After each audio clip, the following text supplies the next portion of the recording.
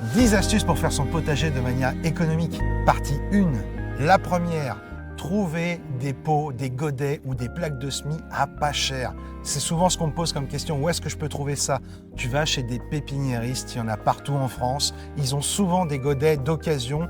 Il y en a même qui les jettent et qui vont les donner à leurs clients juste sur simple demande. La deuxième, trouver des outils pour pas cher pour ton potager. Ça, c'est souvent un budget qui est énorme quand on veut se lancer, démarrer, améliorer le potager.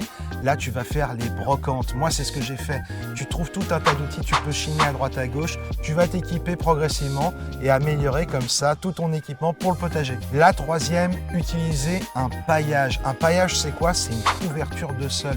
Tu peux utiliser des feuilles mortes, du foin, de la paille, de la tonte d'herbe, tout ce que tu peux avoir comme déchets végétaux pour couvrir ton sol. En plus d'améliorer la fertilité et la vie de celui-ci, ça va préserver l'humidité de ton sol et donc te faire des grosses économies d'eau au niveau de l'arrosage. La quatrième, faire son compost soi-même.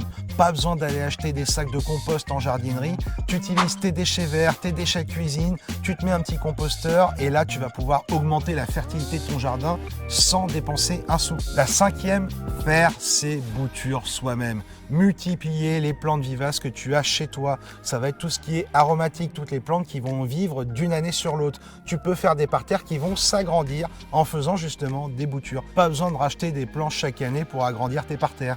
Alors maintenant, à toi de jouer et plus d'astuces dans la partie 2. Si ça t'a plu, alors abonne-toi.